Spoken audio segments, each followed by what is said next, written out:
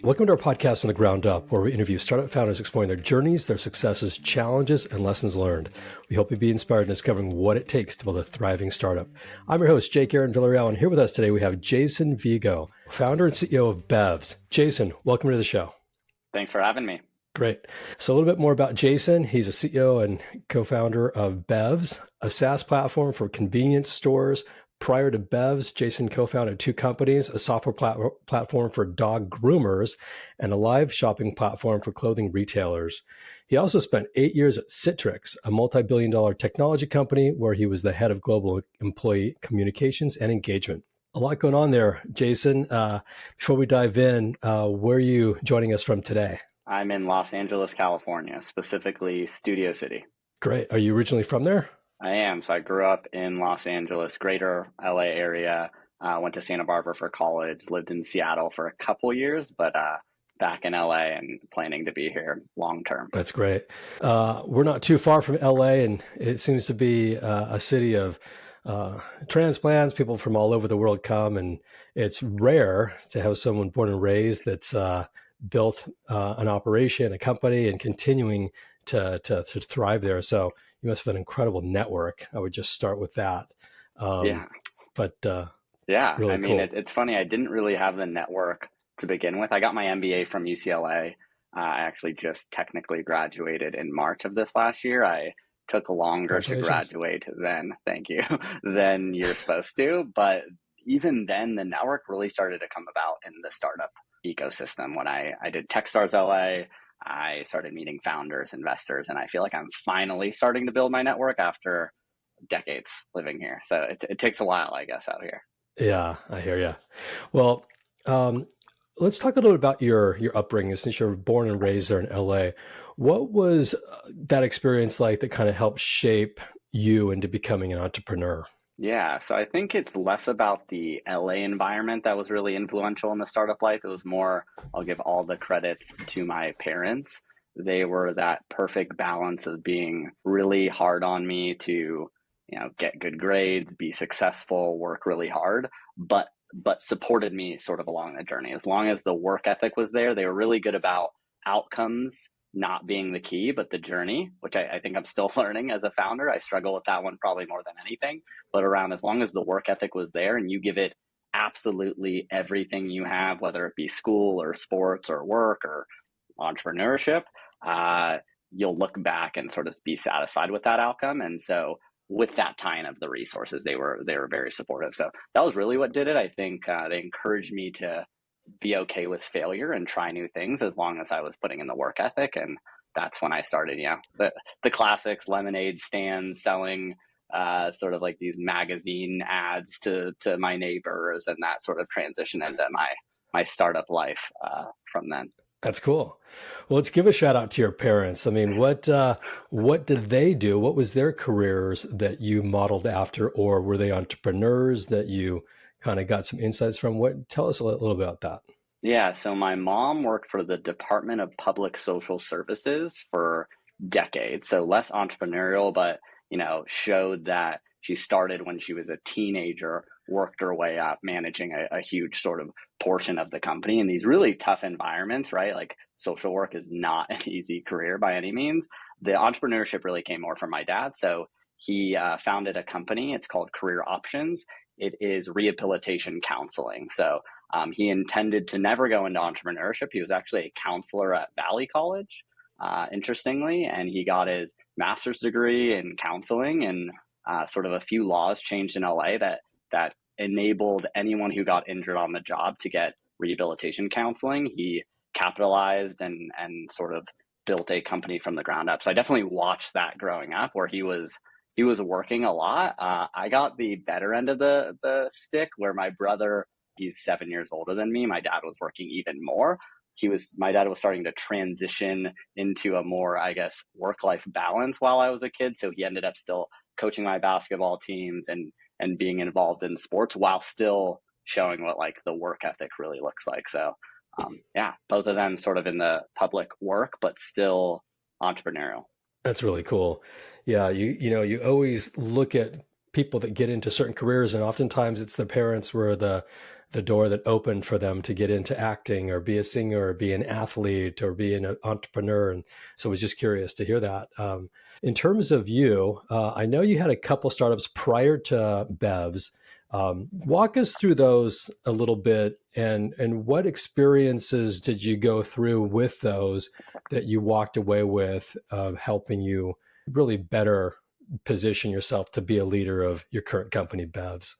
Yeah, so I think the cool part was I had like literally opposite experiences in the two startups. So my first startup, the dog grooming software platform, that was in 2019. That was obviously pre-Bevz, pre my MBA, pre real startup experience. So I've co-founded a nonprofit when I was in college, but like really building a technology startup from the ground up. I read all the articles, the books, and it seemed so doable. And I just had no idea what I was doing at all. And so I raised a tiny bit of family and friends money. I was still kept my full-time job, partnered with a friend. I think what we found is a few things, right? First is we had no idea what we were doing. We made a lot of mistakes around product development and operations. The second was we didn't talk to both sides of the marketplace enough. So we did not talk to enough dog groomers. We were talking to people who had dogs that wanted groomings and sort of naively assumed if there was demand, we could sort of build out a platform. And we just made all the mistakes, and I had no idea what I was doing. That was part of why I went and got the MBA, which was I realized operationally, finance, I just did not have the skills. And so we made all the mistakes. We didn't know what we were doing. And I think the biggest lesson was even timing. It was pre-pandemic, well before the pandemic, where I actually think if we started this in the pandemic or after, the dog groomers would have been a lot more receptive to using technology. So that was sort of journey number one. I think what I learned was I learned exactly what I don't know. I learned that if I start a company again, I really want someone who knows the space, or I know the space. I have a dog, but being a dog groomer and actually know how to groom a dog is a different sort of experience. I think the second is I really felt like a lack in finance and operational skills. So I got the second startup was the live online shopping platform for clothing retailers that I built as part of a team at UCLA as part of my MBA.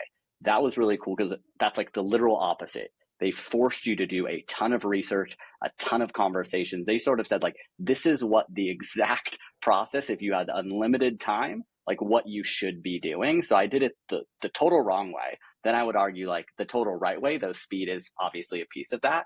And so we talked to a ton of customers. We pivoted the platform while we were in school, and then even considered sort of taking it to market after, had a really awesome team. And then I was starting to build Bevz around the same time while I was in school. And so I think those two opposite ends of the spectrum put me to where Bevz is, which was I learned a lot of the skills for operations and finance. I learned a lot about product development and product management. And then I learned the balance of really getting to know your customers, doing the right industry research, but frankly, not doing it overkill, where UCLA made us do 100 interviews. And I think 100 might be slightly excessive if you're trying to move fast. So that's kind of how the journey came together. And I think those two were pretty crucial in me being able to do Bevz pretty successfully so far. And I still made plenty of mistakes at the beginning of Bevz. And I feel like I'm on my second go at Bevz right now. That's great. Well, let's talk about Bevz. What inspired you to create Bevz? Yeah, so I take zero credit for the inspiration of actually thinking of Bevz. So my co-founder, Victor, has owned and operated liquor and convenience stores in Southern California for now 39 years.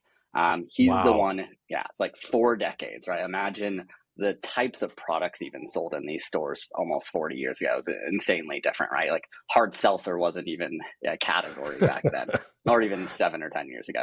So he's owned these stores. He tried to use different technology, restaurant tech, grocery tech, even the delivery apps, and it just wasn't really built for the liquor and the convenience stores. His friends, his family, his network, they're pretty much all in the space. And so I've known him since I've been 6 years old. He was actually my basketball coach growing up. So shout out to our LA. If you see me in person, I'm 5'7" and pretty skinny.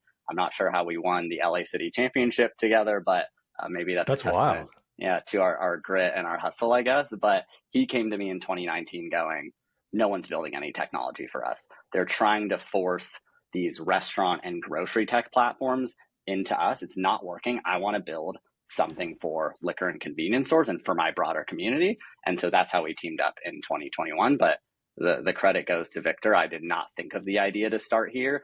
And that was one of the pieces, right, from what I learned before is I didn't know how to groom dogs. I didn't know anything really about dog grooming. Victor knew this space better than anyone I knew. So we went in with what I felt was like an edge that most people didn't have. That's great. We talked a little bit about this before. I lived in New York City, and there's a ton of, liquor stores and little mom and pop shops that you go to, and, you buy a hot dog, you buy a sandwich, you buy beers, whatever it is. But, many of them are not really run optimally. And some of them, quite frankly, are going out of business, but others are run very well. Talk to me about the segment or your niche specifically, and then what is the product actually doing for those operators?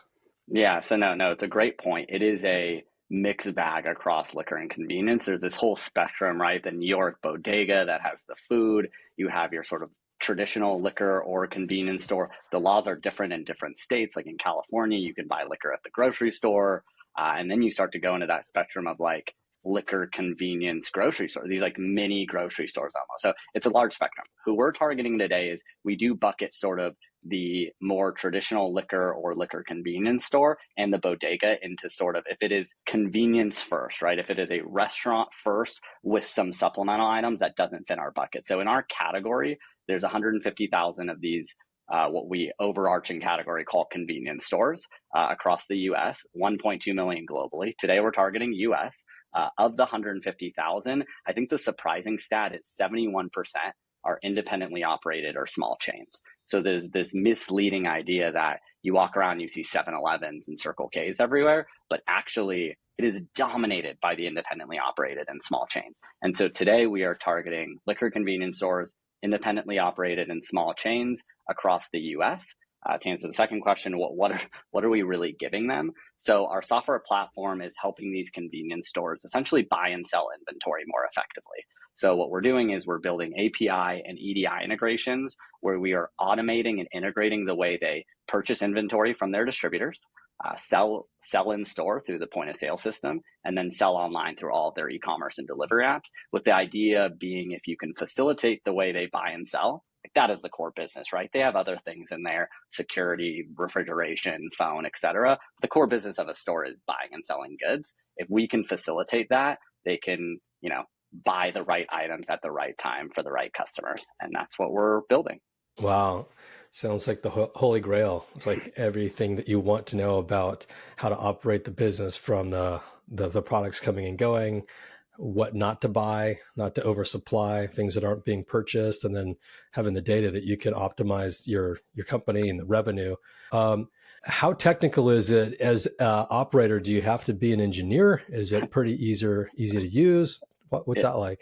Yeah, I think one of the differentiators for us too, especially given that my co-founder is the customer, is the backend technology is relatively sophisticated, right? We're building some pretty robust technology, data normalization, API integrations. For the user, it's the literal opposite. We knew there was no chance we were going to go into an independently operated liquor convenience store, right, with no technical experience and expect them to have any technical skill set. So we've made it really foolproof, easy to use, and made the technical stuff all on the back end. So yeah, short answer is no, you don't have to have any technical background. We do have everything in English today, though we do have intentions to even put it in custom languages, right? We have a lot of like Arabic speaking stores right now, especially in California. My co-founder Victor speaks Arabic, but today it's now super easy to use. Today you can use it integrated with a point of sale system or as a standalone tablet. So we make it whatever your scenario is, whatever your level of technical skill set is, Bevz allows you to use the platform quite effectively. That's great. One of the challenges for most startups and quite frankly, most products is getting it in the door, getting people to understand what you're selling, what's the value proposition, why they should be interested, and ultimately, what's it going to do for them? What are the benefits? So for you, what's the value proposition? I mean, how do you get your foot in the door? Do you walk down the street, knock on doors? What's your strategy? Yeah, so I'll give you a little history because I think it's relevant to what we're doing today. So we actually started off, our original product in January 2020 was a convenience store delivery marketplace. So literally think DoorDash for liquor and convenience stores. We were the delivery app, right? We thought we nailed it. Things were going really well. Pandemic hits. We pivot the company to what we're doing today. We learned a lot in that stage. What we found out when we were pivoting, we realized that we wanted to automate what I just said, right? How they buy, how they sell in store, how they sell online. Frankly, I would have loved to start with how they buy. That seems like the logical progression of buying and selling, right? Like they buy the items, they sell it in store, they sell it online. We flipped it because we had to find that wedge to get in the door, right? That was the problem. We were struggling to figure out what was the wedge to get in the door. After the pandemic, or I guess during the pandemic, these stores really wanted to better sell online. They wanted to more effectively use the delivery apps that were already out there, right? Because they had consumers coming to them saying, I want DoorDash or Grubhub or Uber or Postmates. And so it took us a while because we were competitors to these companies to start. Like literally they were our competition. We pivot, we were able to negotiate with these companies, bring them all into one platform. That became the wedge. The stores really wanted an easier way to use all of the e-commerce and delivery apps. That was the wedge. What the ROI ended up being, which was our sort of secondary wedge, was first it was, you want to sell online, this is the easiest way. We've now made that insanely easy for you. Then the second was, we now have the data to show if you are using one of the apps today on your own, or you're using Bevz to use one of the delivery apps, you'll see a 68% increase in sales in the next 3 months by using Bevz. The way we facilitate it, the integrations we have with the delivery apps, it does not make sense for you to sell standalone on these apps if you're even doing it in the first place. If you're doing nothing, you're going to get quite the increase in revenue. If you're already doing it, you'll still get a 68% increase in revenue. And that's been the wedge to get us in the store. And now we're going in reverse. We're building point of sale integrations. We're building inventory ordering integrations. And that will round out the spectrum of this sort of like operating system for the store. But today the wedge is help them make more money selling online. Wow, that's fascinating. With the post-pandemic era, taking effect now, what's the sort of level of desire for companies to continue to use, DoorDash or these online services that are, delivering? Still a ton of people are working remotely. A lot of people are not going back into an office, nor do they want to. And so there is still that demand for the end user to be ordering online and to have self-serve come to your door. And so that I know is still there. It's probably pretty prevalent. What are you seeing? Yeah, so it's still early days. We've had that sort of misconception a lot, which is like how many people are actually ordering liquor and convenience items online. One, it is way more than people think. And secondly, the trend is going way upward because it was so far behind. So we see sort of like industry average wise, typical retailer is selling about 15% of their items online. Our liquor convenience stores are still floating in the 3% realm. So it is 3% and growing. So what we're seeing is actually the trend just started because of the pandemic. Literally, like you couldn't order liquor and convenience through the delivery apps a few years ago, which is crazy to think, right? I mean, right. Drizzly was one of sort of the market leaders, the first people to do it, but you couldn't do it in every state. There's still some states that don't allow it. It is where the stores need to be. What's really interesting for our market is a lot of the bigger chains you've probably seen have their own custom branded website, right? It would be like 711.com, you go there. With the brand name, it's obviously a lot easier to attract, and with a full marketing team and things like that, it's much easier. For our stores, we've seen that it does not make sense, at least today, for a store selling the same items, right? Where if you bought Jack Daniels at one store, it's going to be the same Jack Daniels at the other store, which is their best bet is to facilitate e-commerce by using the pre-existing apps where the people are. And we're seeing that trend pick up. So I anticipate these stores will catch up. It will take several years, but they're floating in the threes, and we're seeing the trend that it should float in the 5 to 10% over the next kind of like 3 to 5 years. And so these stores will start selling more and more online for sure. Great. You touched a little bit on kind of the market and the mom and pop stores and how many are there. Just kind of redefine again the market opportunity locally in the U.S. I don't know, internationally, if there's an opportunity there too, but kind of how big of an opportunity are we really talking here?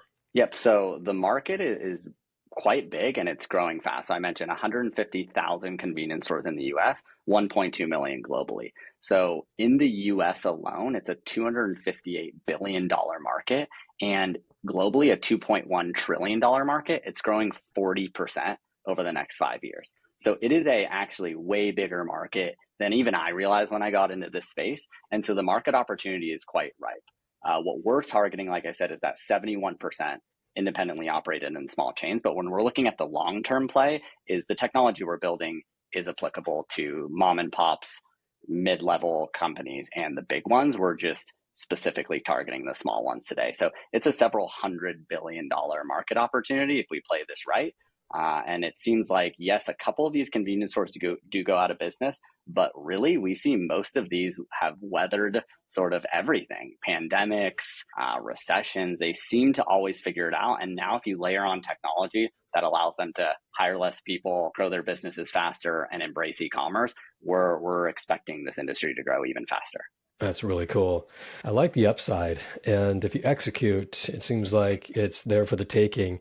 What's the vision for the company? If you look at over the next 5 to 10 years, what do you really want to be building here? Yeah, so it's two things I'm really excited to build with Bevz. The first one is we really want to take this from and I mentioned a piece of this earlier, but today we're really focused on what do they buy and sell. What we want to build, where we see Bevz going, is becoming the entire operating system for a liquor convenience store, which is these stores have a lot of pieces. One, especially in the alcohol industry, tobacco industry, there's a lot of regulations. So compliance is a big one. Security is a big one. They have a lot of break-ins, right? This is quite common. So security, compliance, refrigeration, phone and internet, right? We found a lot of our stores are paying insane prices for phone and internet, that it's almost robbery, it seems. Robbery outside of regular robbery, right?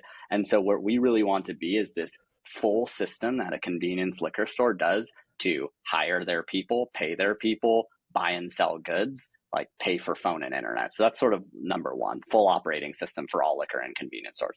The second one, what I'm really probably most excited about, is the data. So especially in these sort of, we're talking about AI a lot everywhere, right? But AI comes from the data that you have available. And since day one, right, it's been a giant gap.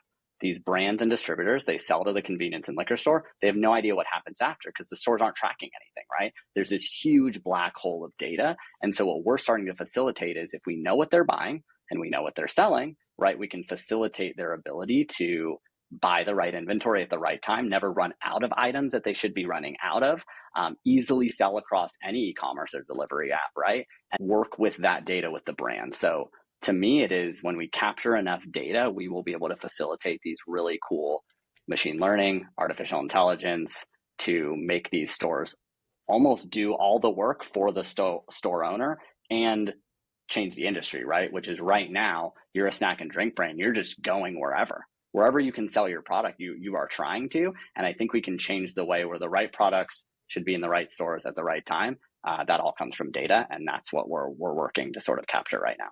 Wow. It's amazing. It's often said that it's not the leader of the company that makes the company what it is. It's oftentimes the people you hire. What's your strategy in finding the right people for your company? What are the filters you've used that have made sure you get it right when you build your teams? Yeah, it's a great question. I don't think I've nailed this by any means. I think we're learning a lot along the way. In the early days, referrals was a big one, right? I think the early days of Bevz, I recruited a friend of mine from UC Santa Barbara, where I went to college, where he was we did an internship program together. And when Bevz was pivoting, I was like, I need you to come. We need help. I need someone who's willing to take that salary cut, hustle, and do a lot of different jobs. And he came, and now he's the chief of staff at Bevz, which was cool to see that sort of journey.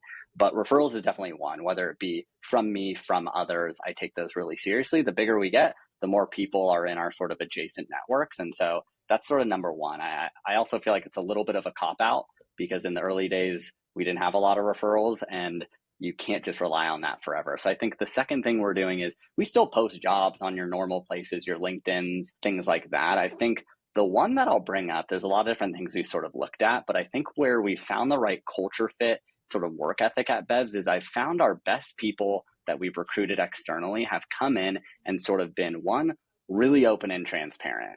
Sometimes I fall for what I think is openness and transparency, and it's not always the case, but when I can really nab like knowing this person is authentic. And then part two is we found this consistency around people going like, admitting their weaknesses and being really honest about their weaknesses and strengths, but tying that in with a level of confidence on, I don't need the equity package now. I don't need the salary now. I want to come in and prove X. And when I do, then we can talk about that. And a trust in me almost, right? And a trust in Bevz to sort of get their back. I think it's almost risky. I don't even know if I would do that in that situation, but some of our best people really came in and wanted to prove themselves first. So that have been sort of two of the ways I found really interesting that have worked for us. That's great. Yeah. As a company, are you local? Are you international? What's your makeup there? We are all over. So our most of our leadership team is in Los Angeles. We have found that in-person meetings has been really beneficial. So that's actually tricky now that we're doing more in-person meetings. We've sort of the flow of COVID, right? So a majority of our leadership team is in Los Angeles. We have a couple members that are not, one in Seattle, one in Arizona. Outside of that, we're very remote. For one is we're selling to independently operated and small chain convenience stores. We found it more effective to have sales people in those territories selling directly to their stores. So we have people across now 9 US states. So we're in New York, Massachusetts, Florida, Arizona, Texas, Washington, Oregon now. So that's one. Internationally, we're also doing. So we have one employee in Canada. We are starting to bolster our Canada presence a little bit. And then our software development team is in the Philippines. So our CTO, Jim, actually lived in Southeast Asia for 5 years after exiting his last company. And so he had a really effective way to hire awesome full-time talent in the Philippines. So it is not an agency. They do work directly for Bevz, but they live in the Philippines. So we are quite international, but mainly Philippines, a little bit of Canada, and then primarily throughout the US. Yeah, that's great. Yeah, COVID changed everything, and most companies we talk to and work with, which are a lot of Y Combinator, Techstar companies, well-funded organizations, if they don't have some international labor strategy, it's almost a question for their investors to say, why aren't you thinking about this? Because it helps them as a company grow cost effectively. Also, it makes you hopefully more profitable. That path to profitability is becoming more of a concern for earlier stage companies, say 3 years back, and today it's an automatic as you're building. What's your strategy locally, internationally? So it sounds like you are in that path and doing really well. That's great to hear that, and it doesn't really matter where your customer base is. If you can do the work online or you can do it remotely, why not at least try it? So that's really cool to hear. Yeah, I think we want to be better at that. It's hard, right? Because like I said, we're now doing more in-person meetings, and I don't have a deep experience hiring internationally. So for our technology team, I wouldn't say it was easy, but it was very doable because our CTO had already done that before. And he even started with a couple people he'd worked with in the past. He recruited in the referral range, right? Like he recruited 2 of his people that he worked with before, and now the rest of the team is not people that we knew before.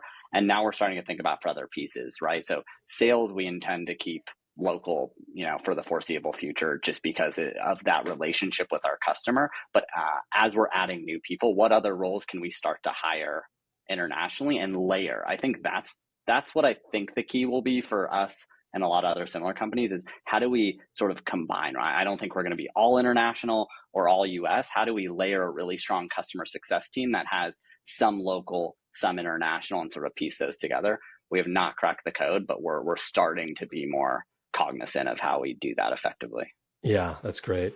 Well, and I don't know if there's a code to crack. I think it's a process you have to develop, and then you start to net out what's working for you. One of the challenges for a lot of companies is how do you build a culture remotely?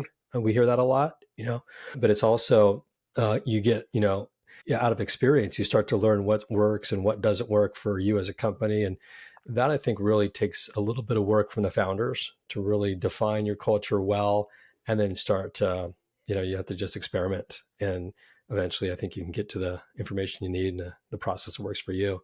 And we're right now, as we talk, we're helping, most of our customer base is in the US, a lot of out of Silicon Valley. And, we're building teams right now in Canada, in South America, in India, in the Philippines, starting to get more requests for Vietnam. So it's really becoming very, very international. And of course, Eastern Europe. Yeah. So in terms of, I guess, let's switch gears here a little bit. We're going to go into what I call 3 questions. It's just simply that. It's 3 questions, 3 simple answers, and from the founder. So where do you go to think big or to brainstorm? It's a good question. I don't think I've figured that out yet. These last 2 weeks of the year, I'm really hoping to decompress a little and sort of do that. I've allowed my calendar to get out of hand, and I've learned that's not beneficial for me, the people I'm meeting with, or the rest of the company. So I think I don't have a great place to really sort of think big. I think what I'm starting to do is I have a dog. So still have a dog, even though I'm not grooming dogs with technology. And the dog walk has been a really good place for me because it forces me out of the office or my house. I'm walking the Yeah. dog. I live in a little neighborhood where there's a lot of grass patches, et cetera. It's LA, so weather's usually pretty nice, and so the 10 to 15 minutes out of sort of my day to day to sort of breathe, be in what you could call nature. LA is arguable if that's really nature, especially after being in Seattle, but being outside in the open with my dog walking around, I've found so far. But I think my short answer really is I need to be better at facilitating those time periods and structures to think bigger about the future of the company. So hopefully next year we'll talk and I'll have a better answer. Yeah. Hey, look, you're in line with Steve Jobs. I mean, he would go for walks around the campus anytime he had to solve a problem and bring the person with him he was trying to do it with, or maybe a third party that, would bounce ideas off of. So moving, walking seems to be pretty common for a lot of people we talk to. What advice have you gotten from another founder that's been priceless to you as a founder?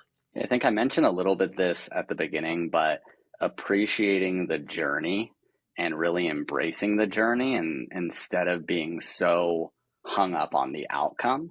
I've talked to founders personally. I actually just watched a video of the founder of Grubhub talking about it, which is, it seems like notoriously these founders who, even if they reach success, however one may define it, whether that be financial exit, whatever, growing a company really large, it's, if it was all about the outcome, they spent years being unhappy. And there's this sort of theme around startups, especially at the early stage. There's too much to do. There's endless work. And I have like a guilt around never doing enough. And I think the advice I'm taking very seriously now going forward, we raised a fundraising round so we at least can breathe, it seems like, is I really need to be better at appreciating the journey, learning and growing as part of it. And I'm not saying don't be focused on outcomes, but appreciate and live within the journey. Be happy with the process and the growth as part of it, instead of just the outcome, so that you don't get to the outcome and realize you were pretty unhappy for a long time just building. Yeah. I understand that. We're trained to, focus on the outcomes. What's the goal? What's the end look like for you? And then you kind of work backwards and create something. But yeah, it's that journey, it's that perspective that you have to keep, in mind of you're, lucky to be able to build something. You're lucky to be able to have a product you're creating or people that you're working with. And, you have the freedom as the founder to decide what you want to do. It's interesting because if you look at the life cycle of any dream you have, you start with the dream and then you want to develop it and design it. And then ultimately you hit the delays, which, set you back and question, can I build what I want to create? And am I going to get there? You're happy about the beginning, you're excited about, you're happy about what it can be at the end. But it's that middle period where a lot of people give up. The great people never give up. They always look for a way and they always persevere. And I think it's hard to keep that in mind in that journey when you're going through the ups and downs of how Yeah. to get through, how to break through. And so for you, what do you do to stay positive when you're going through the ups and downs of the startup journey? Yeah, I'll share one quick story just because I thought it was interesting, and then I'll answer it, which is I was watching a video of the NVIDIA founder and CEO, who obviously NVIDIA is like a huge company now, right? And they asked him, what would you do differently looking back? And he literally said, I wouldn't do it. And that shocked me because I'm like, you changed. NVIDIA is a massive company, right? And with their chip, and it shocked me. And it was like, you have to almost be a little bit delusional as a founder to sort of build this, and you almost trick your brain into forgetting certain moments and keep moving past them. So I thought that was funny and interesting, and it seems like some innate part of being a founder. To answer your question, how do I stay positive? I think I wasn't as good at this in the early days of Bevz. I've been a lot more diligent now. It is partly, I think, how I take care of myself. So, I mean, I'm not going to be sleeping 10-hour hours a night. It's just not going to be possible to keep the startup going. So I have to cut some of those hours, right? So where do I stay healthy and maintain physical energy is I'm pretty diligent about what I eat, especially during the week, trying to eat the healthy foods, stay healthy. I've now finally worked working out and exercise into my routine more. It always felt like I didn't have time for it. And I realized staying positive and keeping my body healthy actually had quite an impact. Still, no, I'm not working out 6 days a week, but I'm cycling and exercise. So I think keeping my physical body is one part that definitely affects my mental health. Second is I absolutely go to therapy. So I go to therapy now every other week. So keeping mental health and sort of positivity, I think having a therapist, if you can afford it or get a good one, that's kind of the tricky part, that match, almost like a co-founder. You need a really good therapist match. And so I have a really good one now I like. And so that's, I think, two. And I think the third one is support systems. Is really what has gotten me through everything more than probably all of the above. Is like you need someone, or I felt I've always needed someone to talk to that doesn't work at the company, but knows several months or years to sort of build that up. So my dad, who is obviously part of my entrepreneurial journey, right? He knows business. He does not know technology startups, but over the years, he's learned a lot about Bevz through our conversation. So he's been an awesome resource that really understands business, knows what he's talking about, knows what he doesn't know, but has been a great person to listen and support me and let me vent, because there are, now as you scale, you can't do this kind of venting or negativity sort of within the company. Along with other founders has been a big one. So I did Techstars LA, and I'm quite close with a couple of the founders that I still talk to like almost on a weekly basis. So I think those three have been big for me. Take care of my physical body, go to therapy for my mental health, and have a few, I don't have a lot, but a few really good support system people that have allowed me to sort of re-embrace and then be more positive. And as I said, I still have a lot of work to do on the sort of appreciation and embracing the journey that I have not fully figured out yet.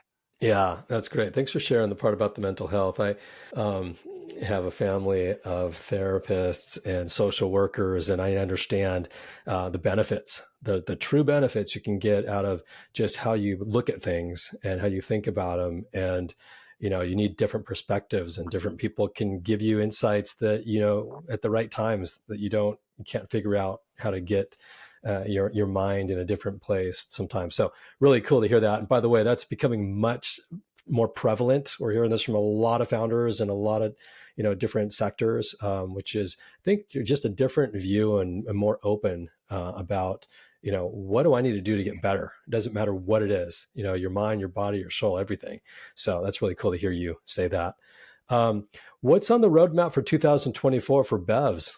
What are you excited about? A lot of things. So we actually just sort of hashed out what we're working on. We've set a North Star metric, which is we're really focused on how much the stores are making, right? We've realized that long term, we think we will be facilitating the way they operate the business in such an effective way that they'll want to pay for the operational efficiency, the time savings.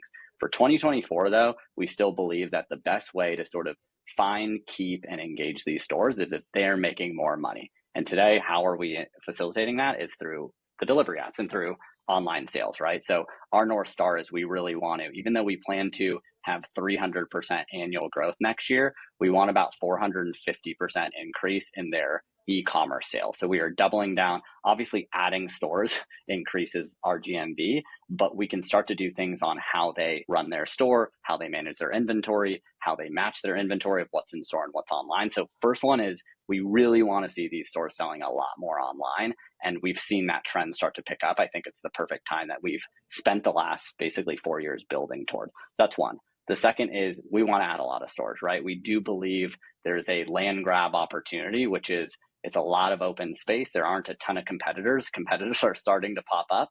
And when we hook them, we're usually quite successful. Today, we have a 90% conversion from free trial to paid subscription and a 92% annual retention. So our big move is add as many stores as we can next year. I'm hoping to have several thousand next year by end of year. And I think the third big one is that data play.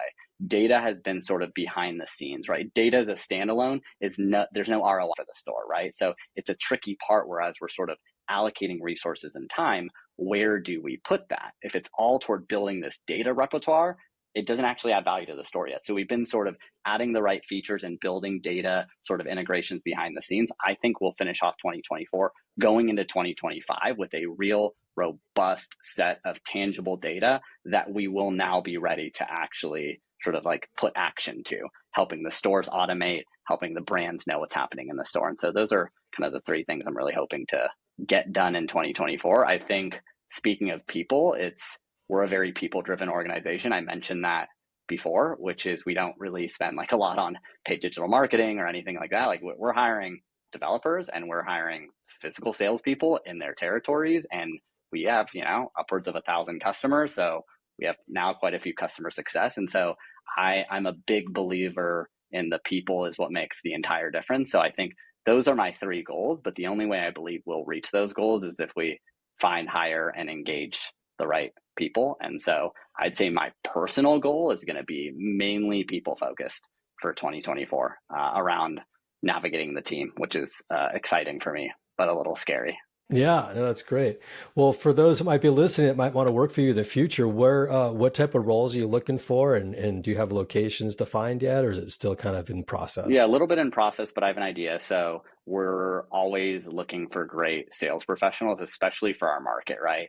No offense to someone who's worked in corporate in sales. I used to work in corporate, but typically someone selling like expensive enterprise sales software is not the best fit for our sales team. And so we're looking for people who really want to, hit the small to medium businesses, these independently operated liquor and convenience stores, either phone or in person, physically visiting them. So salespeople will definitely be hiring. Right now, we closed out the year. There's no more hiring through December, but we'll be hiring at least 2 more roles, probably 3 in Q1 of next year for sales.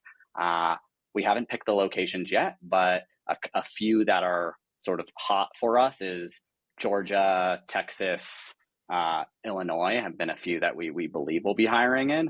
The second is customer success too. So as we add more stores, we're hiring customer success. Those are remote jobs. So employees can live anywhere, typically more junior roles. We're hoping to actually really up level our current people into more senior roles. So I will likely not be hiring senior customer success roles, but instead more junior that can kind of grow and develop at Bevz.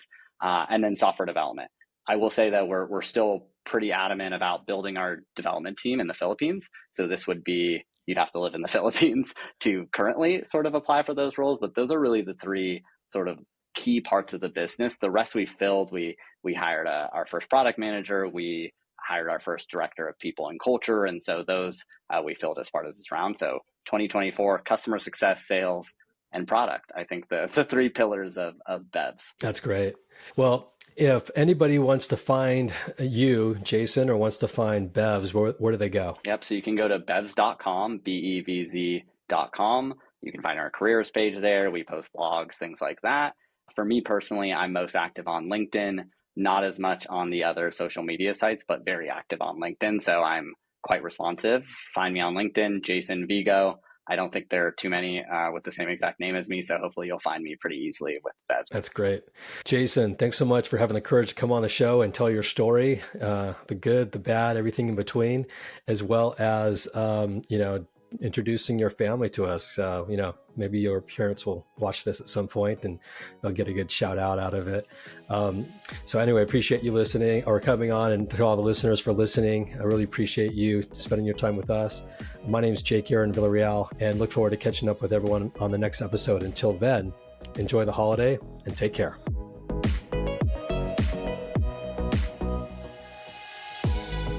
Before we wrap up, I want to give a big shout out to all the entrepreneurs that have joined to make this podcast possible, and for all the listeners for listening.